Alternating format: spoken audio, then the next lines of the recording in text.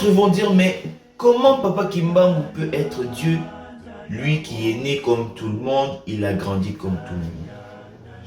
Bien que oui, notre Seigneur et Sauveur Jésus-Christ a été conçu par la conception immaculée, c'est vrai. Mais il est né d'une mère comme tous les enfants. Et il a grandi comme tous les enfants. Même jusqu'à devenir charpentier. Comme tout un chacun, lorsqu'il atteint l'âge de chercher un travail, cherche un travail. Mais c'est à l'âge de 30 ans que Jésus s'est fait baptiser par Jean-Baptiste. Et suite à son baptême, l'Esprit Saint est entré à lui, est descendu sur lui comme une colombe, comme nous pouvons le lire dans la Bible. Et c'est à ce moment-là, à l'âge de 30 ans, qu'il a commencé son ministère de 3 ans. Donc, pendant 30 années, il a grandi, il a vécu comme tout le monde. Il y a même un passage biblique qui dit que l'enfant du roi, lorsqu'il est en train de grandir, il est comme tous les enfants, jusqu'à temps qu'il devienne roi. Mais quand il grandit, il est comme tous les enfants du peuple. Et la même chose pour le Seigneur Jésus-Christ, il a grandi, il a cherché un métier, comme tout un chacun cherche un métier. Mais à l'âge de 30 ans, l'Esprit est entré en lui, il est devenu Dieu parmi les hommes et il s'est concentré uniquement à son ministère. Et c'est ce qui s'est passé pour Papa Simon Kimbangu. Papa Simon Kimbangu, il a vécu comme tout le monde. Il est devenu catéchiste protestant, comme tout un chacun devient ecclésiaste dans une église. Il faisait sa cultivation, comme on dit en lingala, le bilanga. Il aimait jouer la flûte, comme il était flûtiste chez les missionnaires baptistes. Comme tout le monde, il avait ses activités et ses hobbies. Mais en 1921, lorsqu'il a fait la remise et reprise avec notre Seigneur Jésus-Christ, qui, à la montagne de Tadi, lui a remis la canne, le kawaloulé, la canne que Dieu avait donnée à Moïse pour libérer le peuple d'Israël. Jésus a donné cette canne à Papa Kimbangu. Et c'est à ce moment-là que l'Esprit est entré en lui. Et à ce moment-là, en 1921, il est devenu Dieu parmi les hommes. Et il a commencé son ministère qui n'a duré que 5 mois.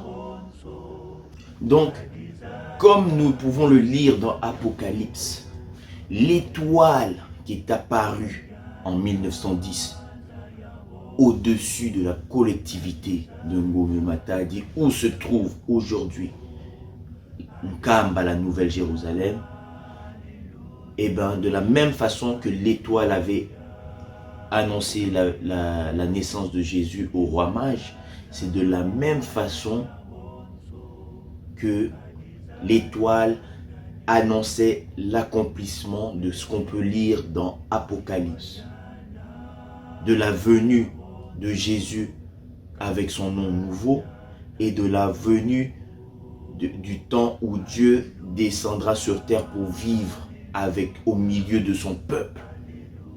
Et c'est ce qui s'est passé à partir de 1910, donc 1914, Papa Kisolokel est né, 1916, Papa Dialungana est né, 1918, Papa Diangenda Kuntima est né. Comme Papa Simon Kimbangu avait annoncé qu'il va naître de nouveau en 1918, et c'est là que Papa Kimbangu a eu 3 enfants, 1914, 1916 et 1918, qui symbolisent la Sainte Trinité, la descente du royaume des cieux sur terre. Nzambi Mpungu, Dezo, Bangu, le Père, le Fils et le Saint-Esprit. Donc en 1914, le Père est descendu. La guerre mondiale a commencé. En 1916, le Fils est descendu avec son nom nouveau. En pleine guerre mondiale. Et en 1918, lui-même est redescendu et est né de nouveau en 1918 pour mettre fin à la guerre mondiale. Et le principe de la réincarnation est aussi biblique, car lorsque les apôtres de Jésus lui ont demandé, mais comment es-tu le Messie, alors que les Écritures nous disent que avant la venue du Messie, Élie doit revenir. Jésus les répondit que Élie est bel et bien revenu, mais vous ne l'avez point connu. Et en réfléchissant, les apôtres ont compris que Élie était revenu en Jean-Baptiste. Jean-Baptiste était la réincarnation d'Élie. Mais comme nous l'avons dit, il y a les signes qui démontrent que ce sont eux. Comme il y a eu l'étoile pour Jésus, il y a eu l'étoile pour Papa Simon Kimbangu, qui montre que c'est eux les porteurs de la promesse, les enfants porteurs de la promesse. Mais, c'est vrai, ils ont grandi comme tout enfant. Ils ont vécu comme tout enfant. Mais il y a eu des signes, des miracles qui se sont produits, malgré que leur temps n'était pas encore venu de commencer leur ministère, de travailler comme Dieu parmi les hommes. Mais il y avait des miracles qui se manifestaient, qui montraient que, voici les enfants porteurs de la promesse.